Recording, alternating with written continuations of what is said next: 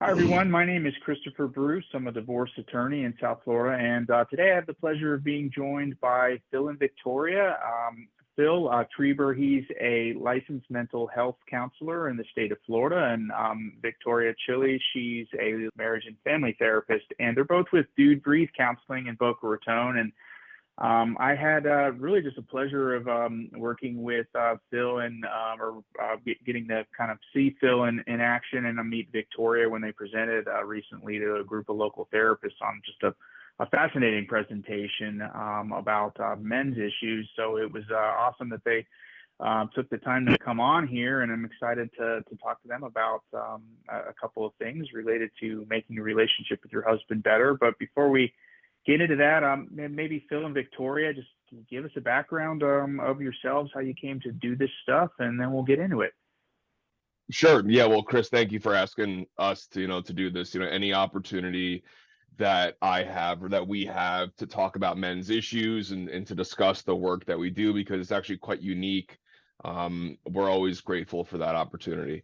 So I'm a licensed mental health counselor in the state of Florida. And about 2 years ago, I opened up my private practice, Dude Breathe Counseling, which is a specialty group practice that specializes really with working with men at the individual, couples, and family level. So I do a lot of the individual work. Victoria does individual, but she really specializes in the couples and the family stuff, right? Because one of the things that I saw in this area and really kind of nationwide is that there really aren't specific practices that are geared towards working with men specifically.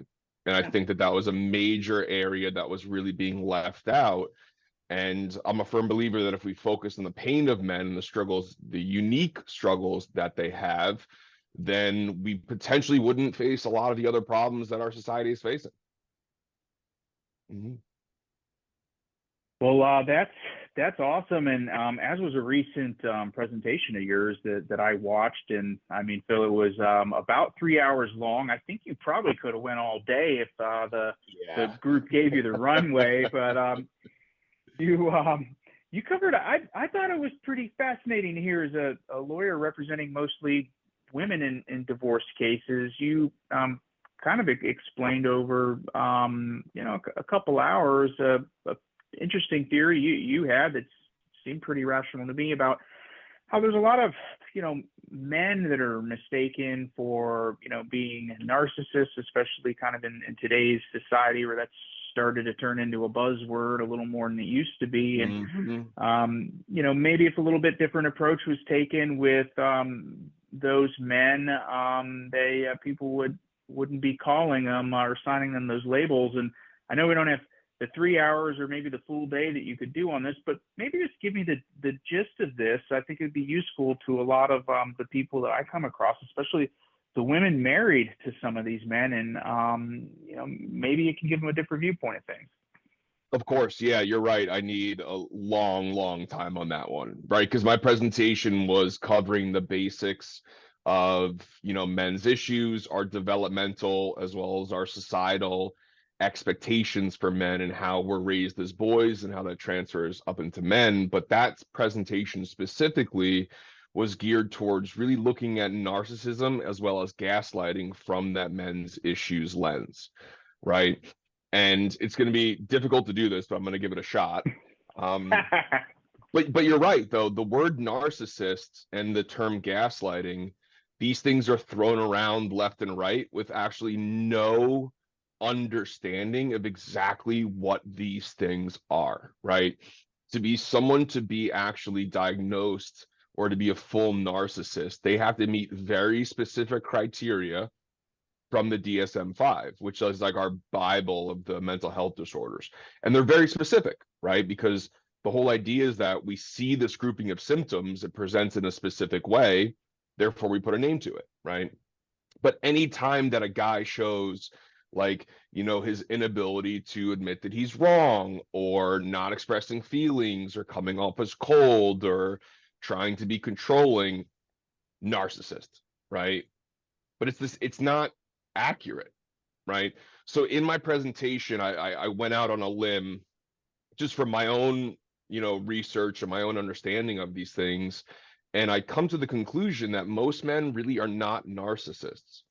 There are a host of unique problems that we suffer from, right? Such as normative male alexithymia, which is not being able to, like, literally, due to brain connections, identify the feelings and the emotions in our bodies, which then, if when we do experience these emotions and feelings, they are extremely confusing, they are extremely uncomfortable, because one, we don't know what they are, two, we don't know what to do with them appropriately, right? And then three, we are taught by society that we're not supposed to have them.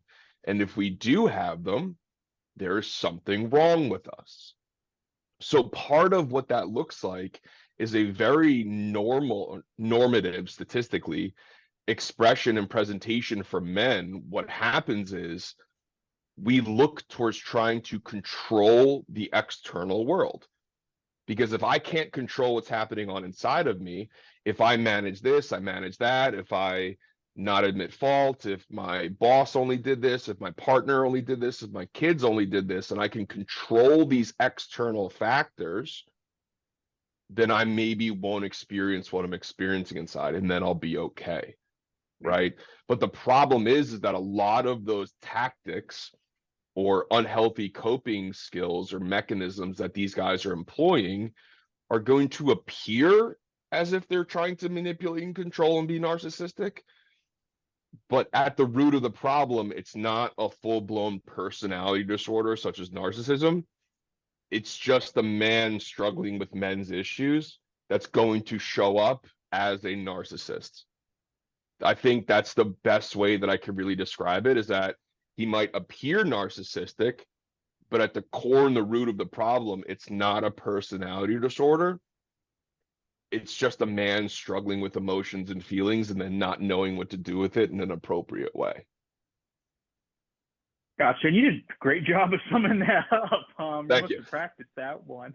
I didn't. So, yeah, we must know what you're talking about. Yeah. So this one could be for either of you, but kind of to take a next step with that, where do most women, in y'all's opinion, go wrong trying to improve the relationship with their husbands? So I'll start with this one. So I'm Viktoriya Chiliy. I'm the family marriage therapist at Dude Breathe. And my work really began with this population of men was when I was working with a lot of divorce cases. So sometimes I would actually see an entire family in my office. And I had found that through a series of enough therapy, these men were actually coming to some of these conclusions that Phil was talking about, where, hey, maybe I need some help. But unfortunately, when they had come to those conclusions, a lot of times it was at the midst of the divorce, at the midst of different domestic violence or different things that have occurred within the family. And so I found myself with a lot of empathy and compassion towards the men, because I saw their struggle, and these weren't dads who didn't want to be in relationship with their kids. They were dads who just simply didn't have the tools. And so naturally, me and Phil, we had a connection as far as our passion for this topic. And so we have created a space for that. And I think that though we service a lot of men, we also invite the women to have these conversations, as you're doing so perfectly on this podcast, where we're really inviting the women to, reflect about what happened within the marriage, and where maybe on her end, things maybe were not fully met as far as the expectations that she had going in. And so I think, to answer your question, where did the women go wrong improving the relationship with the husband, is I think one of the biggest things that I see is that women oftentimes don't express their needs. That's a huge thing I see. And again, going to what Phil just said about the men wanting to control and wanting to kind of make sure that things are running smoothly, the women kind of fall within the pattern. And the suppressed needs of women is a huge thing.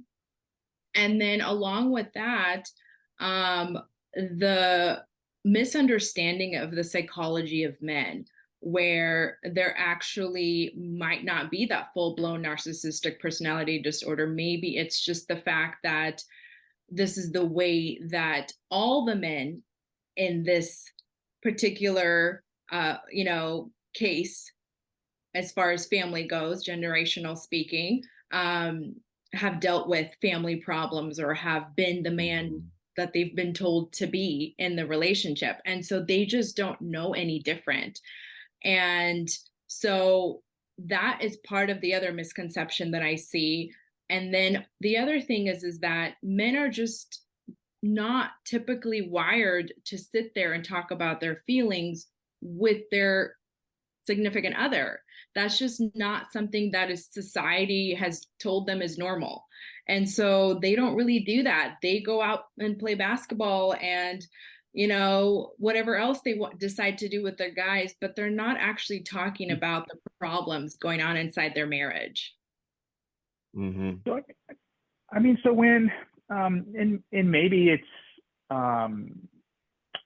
just exactly that gets a lot of women into my offices, meet with myself or our lawyers, where they start thinking about a divorce, and they start to feel disconnected. And for those women that are listening to this, that they're kind of on the fence. They would like to see things get better with their husband, and they haven't been able to do it. I mean, what's your best advice for those women to try to improve their marriage through counseling?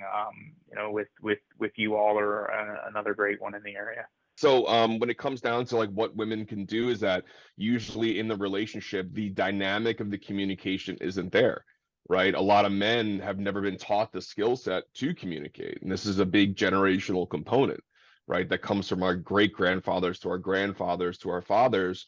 And then we were raised to just repeat what they know, right? Men are not supposed to have needs. John Wayne is not going to go to his partner and say like, hey, I'm feeling insecure, I need a hug, I need some more validation. Like, it's not going to happen.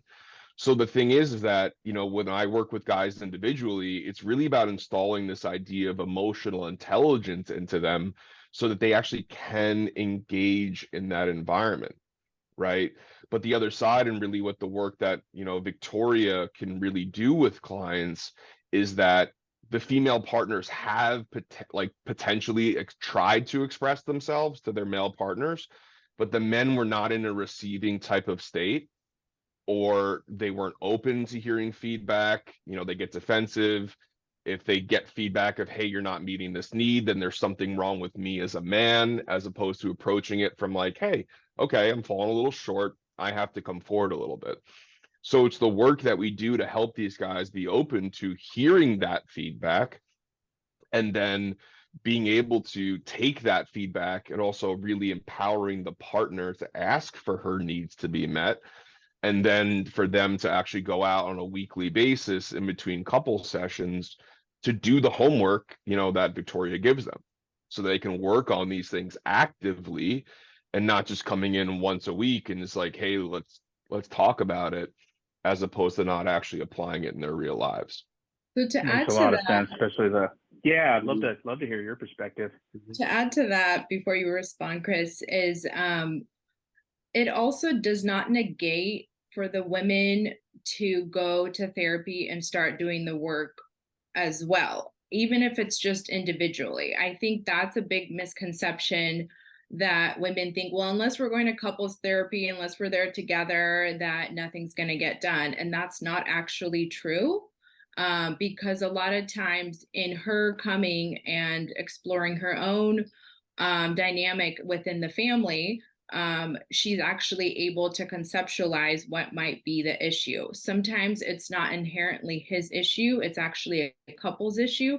Sometimes it's actually her issue that might be impacting him in the relationship. Sometimes it's not either of them. Sometimes it's the kids, and it's the kids that are really putting a lot of pressure on the marriage.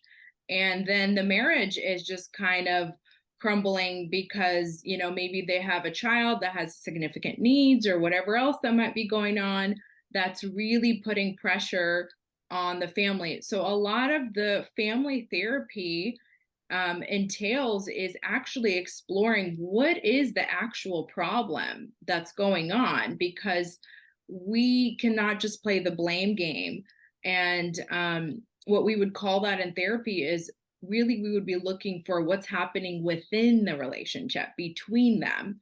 And naturally, of course, the men issues would probably possibly be there, but we cannot say it is inherently a him issue, which is another thing that we come across as well. Mm-hmm. Mm-hmm. It makes a lot of sense to me, and as does the giving. Well, really both people, but especially the men, kind of just some practical kind of homework and stuff, skills to try to start using. It seems natural to me as somebody that tries to continually try to master skills, but I guess I'm probably speaking for a lot of the men out there. Seems to be what you're saying. I mean that's the thing is like we men need homework, right? Like we are very logical, tactical, figuring things out, right? If like for me, it's like if I give a guy an assignment in session, I'm going to explain to him why I'm giving it to him and how it could potentially help him. I'm not just going to hand him something and be like, all right, man, good luck with it. I want buy-in. I want them to understand that this uncomfortable, potentially difficult thing that I'm asking them to do for themselves is going to help them get to where they want to be. Right. So that's the reason for the homework and other things like that. Yes, I mean, it just sounds like from, what you both are saying, for the women that are watching this that really want to improve their relationship with their husbands. Well, couples counseling is important, and it sounds like can be a really important component of that. It really sounds like their husbands might make a lot of gains in the relationship if they see somebody just for them, at least for a while, maybe even before the couples counseling starts. Right. Mm-hmm. So when the efforts to improve the relationship don't work and that don't appear to be gaining any ground, for the women listening to this who, they realize they're coming to the decision that they want to get divorced or end their relationship if they're not married. Do either of you have any tips for, how to best approach their husband or how to deal with the situation with the man in their life to, have the separation be as amicable as possible with hopefully as, few ill feelings and nastiness between the people going forward? Basically, how do they make it amicable as everybody tries to say they want? So I'll kick this one off. So with the amicable part, I kind of want to address the kids first, because a lot of times these couples are already having, kids together, or maybe it's from previous marriages. And the idea that I want to present to either party who's listening is really the kids. The kids really do come first. And oftentimes I will see that one parent or the other, sometimes both, will put the kids into what we call a loyalty bind. So that means something like mom telling the daughter or son things about dad and vice versa. And so the kids really just get so confused and they don't know actually what is going on. And so part of that would be something that I would strongly encourage is don't put your kids into the middle. Really go and find either a therapist or somebody else that you could speak to about this, where you're not essentially vomiting all over your kids. And if your partner is doing that, then encourage the same for him to do the same, and just stop any sort of conflict in front of the kids. The other thing I would say is really explore the possibility of having an authentic conversation between the two of you, where you're actually sitting down like adults and actually being able to express, okay, what is it that's going on with both sides? Because I think what also I've seen a lot of is where couples, they don't actually communicate. They have a screaming match, they slam a bunch of doors, and then the marriage ends. And then you're like, what actually happened? There is no, everyone kind of has their subjective view as to the relationship ended okay, but there was no actual conversation. And then the next thing you know, there's a divorce that was filed the next day. And so, if possible, really try to not do that and actually have that conversation. Or if it does happen, then actually try to revisit that the next day and say, okay, here's this ugly fight that we had. Can we talk about it before we proceed with any kind of legal matters? Those would be some of the two things that come off the top of my mind for me that I wanted to express. Yeah, for me, it comes down to the kids. That when I am working with one of my guys, and of course, there's one side, there's the other side, and then there's the truth in the middle, right? So when I hear one of my guys saying, she's talking trash to me to the kids, she's triangulating at me against the kids, they're being used as pawns in a divorce or some type of power struggle, there is nothing more that pisses me off more than hearing that, because it is something that is so petty, so resentfully fueled, so incredibly selfish to put these young people, whether they're teenagers, when they're figuring out their own identities in social situations, let alone children, and having them have to pick between two of their primary caregivers, or to, trash the other to the other one, regardless of what happened, right? One of the most powerful tools that I have with my guys when it comes down to their unhealthy behavior, whether it's drinking, affairs, whatever it is like that, right? Is that one of the biggest things that I ask them is like, okay, who taught you that this was okay? And over some time, it gets like, oh, my father did this, and or my mother did this to my father, et cetera, right? And the thing is, as kids, like, we repeat what we know, right? These generational patterns get followed. So the thing is that, like, one of the things I've seen with my guys who are going through a brutal divorce, they went through a brutal divorce as the kid in the beginning. So we're just going to repeat this pattern over and over and over again. So when I talk to the guys about, like, hey man, like, you realize that your kids are seeing everything. They're like little sponges, right? Are you okay with them going to be repeating this in the future? Are you okay with the fact that they're going to have to go through the same process and sit on my couch or Victoria's couch in the future? Are you okay with that? Right? So, and that's part of, like, the leverage that I can have with these guys and be like, all right, man, like, do you care about your kids? Do you really want the best for them? So then stop playing these games, dude. Like, let him play this game. You be that higher person. You really mimic and model what you want your kids to do in the future. But that's such a common thing, and kids are so egocentric that, especially when they're younger, because they have to be for their development, when parents get divorced, one of the first question that the kids ask themselves is, what did I do wrong? Very true. What did mom and dad not love me? I don't do this. I won't do this anymore. I won't do that, right? And when they start getting these conflicting messages from parents, it's just going to completely tear them up inside, to where it's almost going to be inevitable that they don't have a healthy, well life, and will have to come see a therapist if they actually ever do get to do that. Sounds like some damn good advice to me. And you're talking, your future self 30 years out of the road, out of some business maybe. But I guess that's what we're all trying to do is make, I think that's why all of us are doing this. We want to make the world a better place through what we do. And I mean, the people have the issues to get it to us, but if we can do something that causes at least fewer of the people to be doing this in the next generation that comes after us, I think the world's going to be a hell of a lot better of a place. But that's at least what goes on in my mind. And Phil and Victoria, for the people that are listening to this, where this is really resonating with them, and they think that maybe y'all could be of help to them, for the men, or for the women, to their husbands, maybe even the family, really in general. Maybe if y'all could talk a little bit about your practice, who you all see, how you all break up helping on the different types of issues, and help people understand how to get in touch with y'all. Sure. So I'll talk about the major basic stuff, right? The biggest thing is just, like, if you Google Dude Breathe South Florida, right, there's nothing else that's going to come up, right? So the website is dudebreathecounseling.com. There's information on me, all my credentials, information on Viktoriya, as well as all the different things that we individually specialize in, or we specialize in as a practice.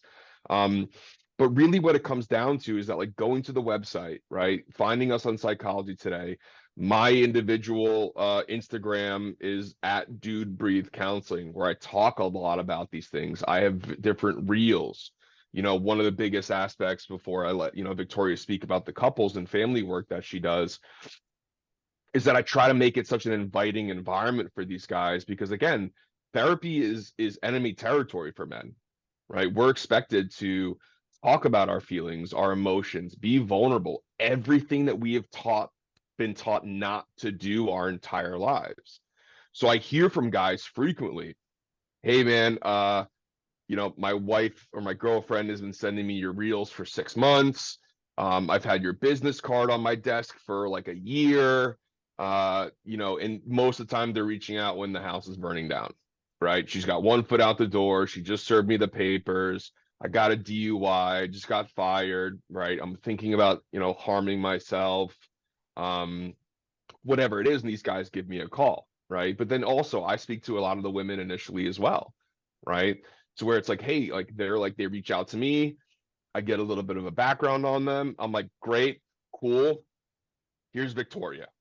And then that's where she really picks it up much more from the couples and the family work.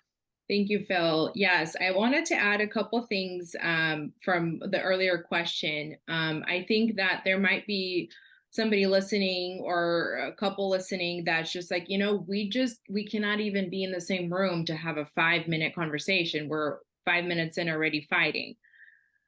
Don't feel like you have to do that alone. There is divorce counseling. So you could actually come in and actually have that uncomfortable conversation with the help of a therapist.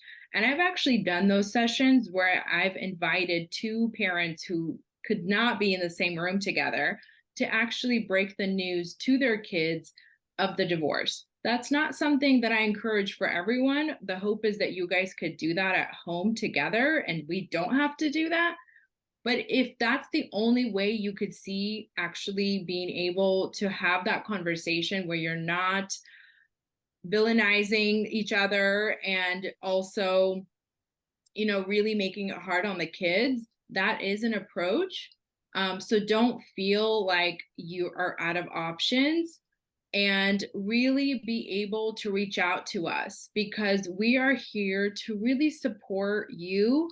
And sometimes just providing you with psychoeducation, which is really what a lot of what Phil was talking about, you might actually have a change of heart towards your husband as far as his stances and how he's showing up. And the other hope that you might find is that I have personally found in my clinical work that a lot of men, they might not do stuff for your relationship, but they will do just about anything for the kids.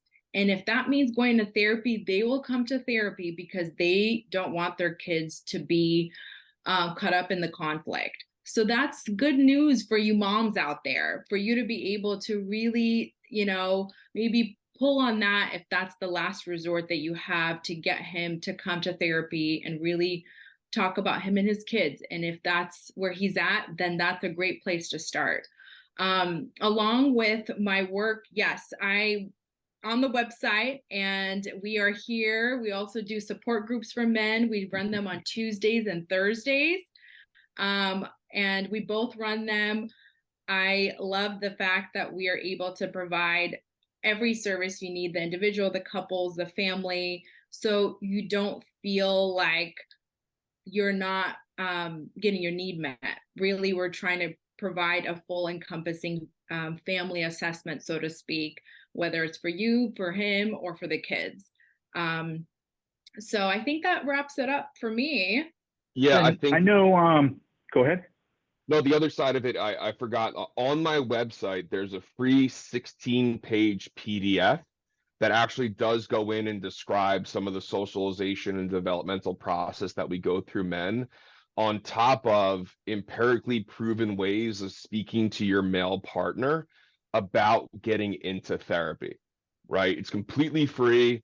It's, you know, it's empirically proven stuff, etc. So that's another great resource for women or other male partners to talking about, you know, their son, their husband, their fiance, their boyfriend, about coming into therapy, that might help them broach the subject a little bit, to be able to have these guys actually feel a little bit more comfortable to actually reaching out to us.